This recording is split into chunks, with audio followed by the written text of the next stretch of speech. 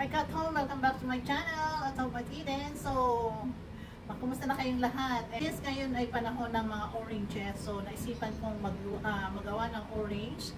And then, ipipreserve ko siya sa aming fridge para anytime na pwedeng gawin or pwedeng inumin ng aking hobby, ay ito ay aking gagawin. So, ito na siya mga Kat Home. So, ito yung aming orange. So, ang dami. So, marami pa doon sa likod. And then, meron kasi kami ding tanim na orange. And then, isa to sa mga tinitinda namin na oranges. So, yan.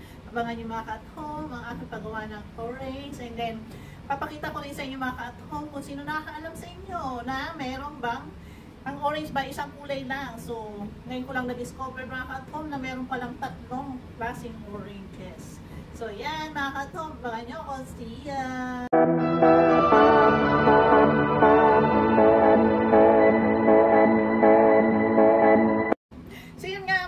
So ito, ang dami kong oranges and naisipan ko kasi kung nakalagay lang doon sa aking lalagyan, kinakain namin pa isa-isa. So sabi ng aking may belo na gawin nating orange juice. So yun, gagawin nating orange juice mga ka-at-home. So meron palang 4 na klase ang orange mga ka-at-home.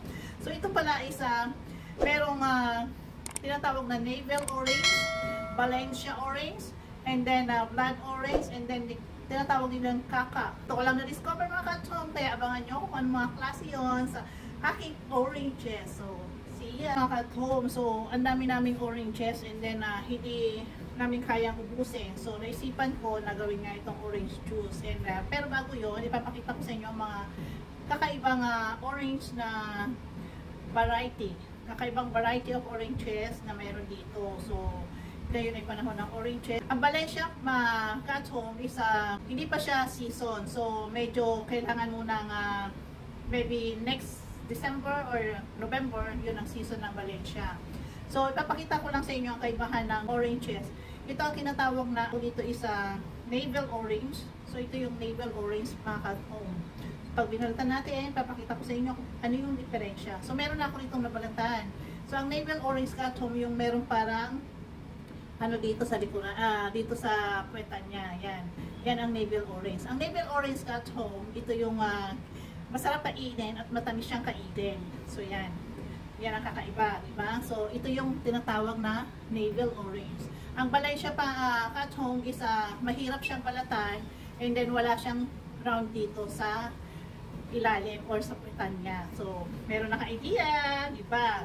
And then itong blood orange naman mga ka-at-home, meron ditong tinatawag ito blood orange siya. So makikita nyo dito na ang kulay ng ano niya isa medyo may pagka-red and orange. So yan ang tinatawag na blood orange. Mamaya pamalatan natin mga ka-at-home kung anong kulay ng blood orange. Syempre, obviously is blood or kulay red.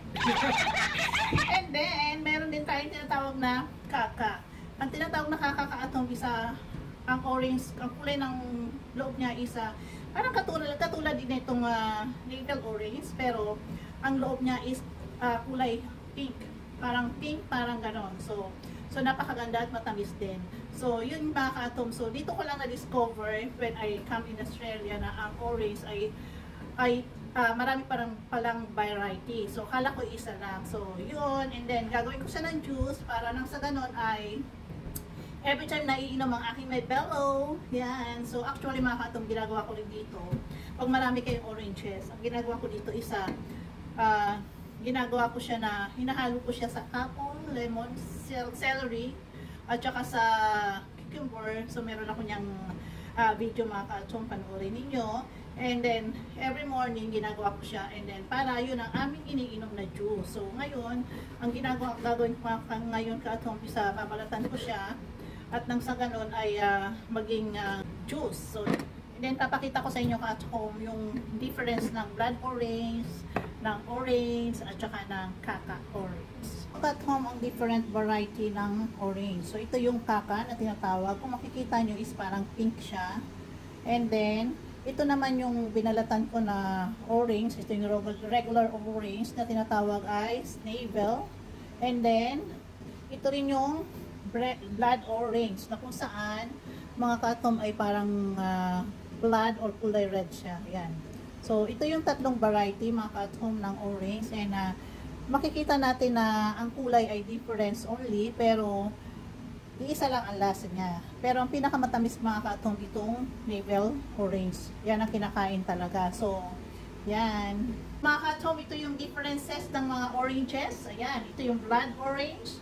Ito yung navel orange. And then, ito yung kaka na tinatawag. So, makikita ninyo mga ka-at-home na pare-parehas lang siyang orange, pero yung kulay ay difference. And then, ang lasa niya is matamis din, and but more sweeter itong orange, navel orange. So, ito talaga yung kinakain mga ka-at-home.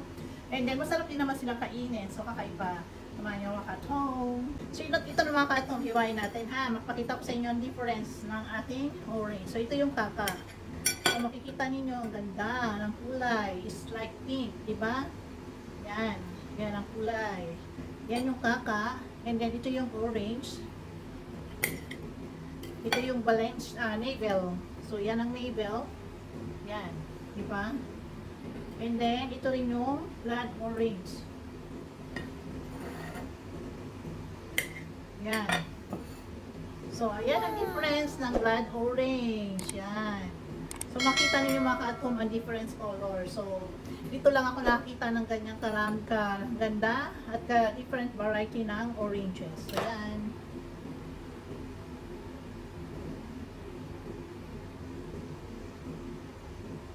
Mga ka-at-home, ituloy natin ang pagpapalat ng ating mga oranges. And then, ito isa every morning, masarap to. And then, alam mo naman, vitamin C.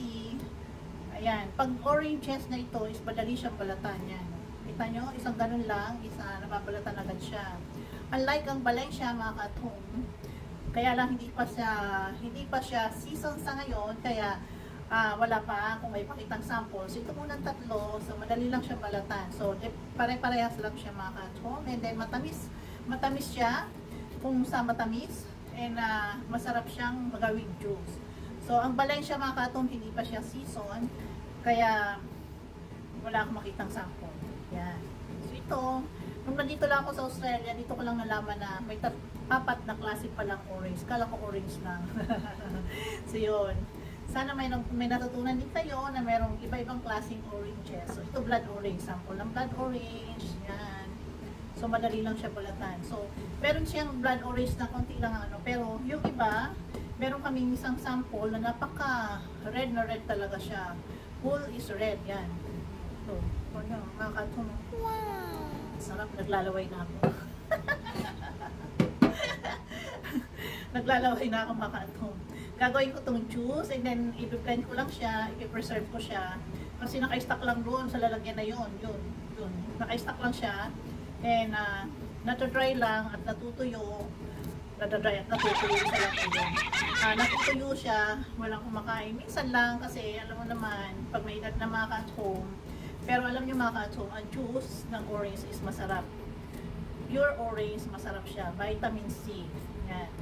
Kaya, samahan nyo kung ka-at-home, gawin natin itong orange juice. Difference niya mga ka-at-home, ito, katulad ng pinakita ko sa inyo, yung parang meron siyang laman sa loob. Parang may laman siya sa loob. Yan. Yan. Sapitan. Yan yung sapitan na. Yan. Meron siya. Ganun ang kaka, Valencia, navel, kaka, at saka yung blood orange. Different siya. So, ito isa, kaka. Dito lang ako nakakita nito mga ka-at-home. Kaya, parang natutuwa ako. At gusto ko rin i-share sa inyo na kung ano yung klaseng variety ng orange. I hope ay makatikim kayo neto ng mga oranges na to. Kasi sa Pilipinas, mga ka-at-home, ang isang orange is nasa 15 peso. And medyo mahal. So, can't afford. Bira lang tayo makain dyan. Alam ko naman yun. So, ito pa nga ka-at-home sinasabi ko, parang pwet siya.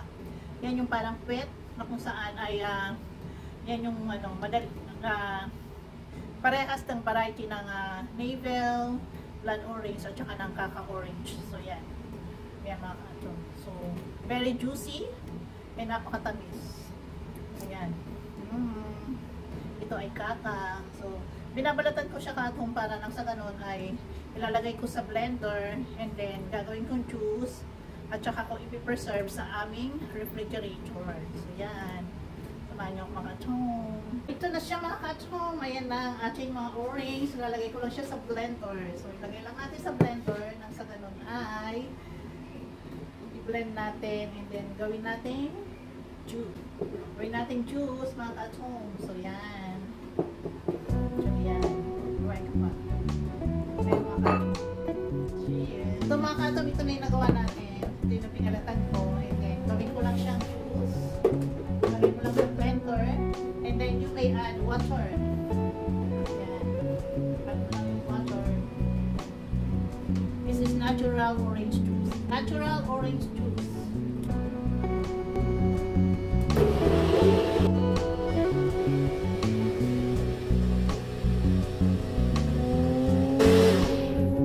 So, yan na. Lagay nyo lang mga katong sa kitchen. Yan. Wow. Yum, yummy.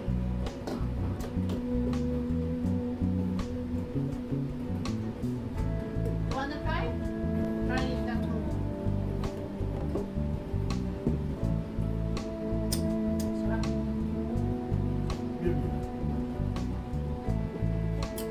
Hindi siya. Love it. You like it. But this one at home, lagay mo lang sa rep. Kaya may natural orange juice ka na. So, hamong bacho. Or water this one.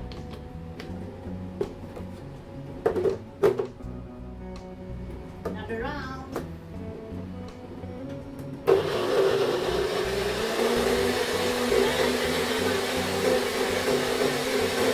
Yan na mga ka-chong, done. Another one down. And then I will try na. Try natin. Try. Cheers na.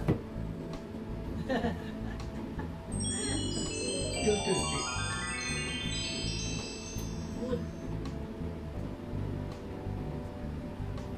Pero mga ka-chong, ang ating orange, natural orange juices. I hope may natutunan kayo at may nalaman kayo regarding sa oranges.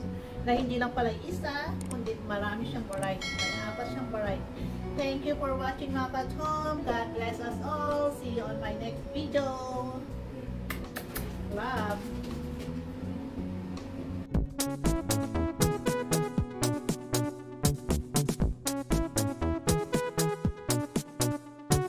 Happy is the perfect word to describe how I feel. When I'm with you, I'm at ease. I can let down my hair. We can be silly.